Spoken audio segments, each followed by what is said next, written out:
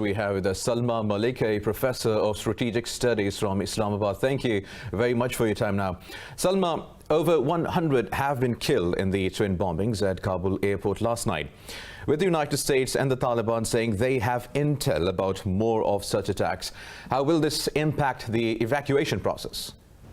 On the humanitarian front, it is going to be very disastrous, and it's going to spread more panic amongst people. People are already very apprehensive. They were already very much panicked. And these were one of the few things that everyone was thinking of. They knew that this might happen, but they were not wishing it to happen. And this is actually a nightmare scenario because at this moment, places such as the Kabul airport or the border areas are a point of convergence for people in any attack that takes place where it is going to affect the security personnel, because there are also reports that American as well as Afghan soldiers and Taliban soldiers have been killed. The major number of casualties or fatalities in such attacks would be ordinary citizens of Afghanistan, and they're going to pay a big price for that, and that is going to be a very catastrophic humanitarian crisis.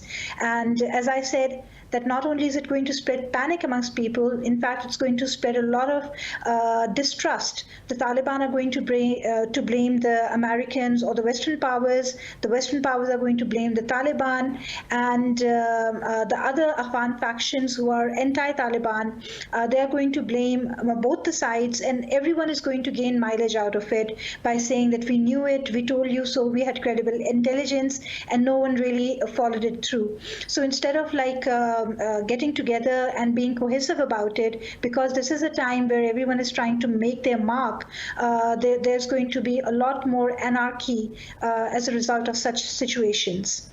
And we hope that is not the case. Now, Salma, ISIS Khorasan has accepted the responsibility for last night's suicide blast now. What do you believe is the motive behind such actions? Well, one, of course, major motive for such organizations is, and especially for ISIS Khorasan, the issue is that this is kind of a calling card, that we are very much here, so don't ignore us. And one aspect that ISIS Khorasan had when the Doha agreement was signed between the Taliban and the American administration was that the Taliban are going to rein in the ISIS Khorasan, and they're going to be the firewall against the ISS against the Western powers. And the situation in Afghanistan is so fluid at the moment that you can't really make very credible, intelligent guesses. But the very fact is that this gives more credibility to the American who would say that we told you so, they are not good enough, and they're going to create a lot of chaos and tensions in the area. And vice versa, the situation is going to be worse again for the Afghan society as well as administration, whosoever is going to run the show. And at this moment, it's a total chaos. And for fringe elements such as ISIS Khorasan, I'm calling it a fringe element because it is not the major stakeholder at the moment in the Afghan scenario. Such incidents, or putting your calling card to such incidents, provides it a lot of credibility and the fear factor that such organizations thrive upon. So whether they did it or they did not do it, and they are claiming that they have done it, provides them with that fearsomeness that they really want, and they're going to hog more light as a result of this. Right, Salman, let's talk about US President now. Joe Biden said that the US had accomplished its mission in Afghanistan, which was to eliminate the possibility of an ISIS attack on US forces or their interest. Do you believe the American president's statement is faltered? Well, you see, look at the sequence of statements that have come from the U.S. and how this situation occurred. Just 24 hours ahead of this particular tragic incident, the American president had also said that, or the American administration had asked for more time for complete withdrawal of its troops. And plus, the Taliban and the others had also said that there are threats that there's going to be such an attack. And then it happened. So is it a pure coincidence that all of these things happened, or there is some sequence to it? Would that require that, oh, the Americans need to come back, the contractors need to come back in a greater number as part of a CIA payroll to secure American interest in Afghanistan? Does that also mean that, God forbid, several such more incidents with a high number of casualty count of Afghans, definitely no one else, unfortunately, would that mean that the American powers, they would return? And Joe Biden's statements for the moment are very unfortunate. I mean, if we would laugh at Trump for giving irresponsible statements, President Joe Biden is also giving statements without realizing that all the goodwill, if there was any, that the Americans earned in their 20 years fiasco in Afghanistan is totally going down the drain. And these are not the statements to pass at this moment. I mean, if they said that their mission was to control ISIS, I think that mission has really not worked. The ISIS is very much around, and if yesterday's event happened, was done by the ISIS, so the ISIS has actually told them that we are very much around and we have taken a good number of your soldiers out, so don't consider us to be out of this picture and your mission successfully accomplished. So unfortunately, there was no mission, whatever mission statements that the US had said in the last 20 years to date, that have been successful in Afghanistan.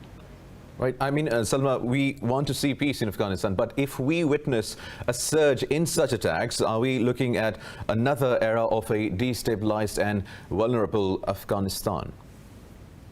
Absolutely. This is a very, very unfortunate thing, because sitting here in the comfort of our homes and talking to each other, we cannot even think of what an average Afghan national at this moment is going through. Whatever social class, social background, economic background they come from, there's a complete state of panic in Afghanistan as to what would happen.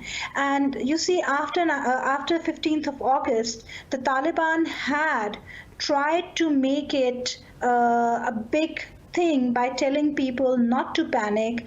They are not going to do many of the things that they had done in the past. They had tried to broker a lot of confidence in the Afghan society, and that is something the West was not comfortable with. They were thinking that utter chaos is going to erupt, and if they really wanted to have a stable Afghanistan, the one thing that they would have done was to stabilize the Afghan National Security Forces, which they completely left chaotic and lacking, and they had zero capability. So when the Taliban came into Kabul or any of those areas, they found zero resistance.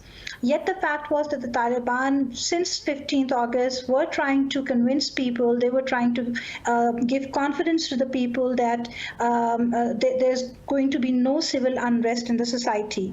And such events are going to prove totally contrary, and that is going to lead to civil unrest, because there are a lot of people in Afghanistan, the stakeholders, who want to have some kind of a civil strife because it suits them. And if that happens, the Taliban have the firepower, Taliban have control over Kabul, and that is going to open a very, very unfortunate, dangerous and violent new chapter for the Afghans, which is going to be extremely dangerous and difficult, and it's going to have very severe repercussions on Pakistan, because being the next door neighbor, Pakistan is going to have a spillover of Afghan crisis, and that also means not only humanitarian crisis in the form of Afghan nationals coming to Pakistan, but also violent conflict spilling over the borders. So this is going to be very, very upsetting for the entire region, but mostly for Pakistan and, of course, for Afghanistan.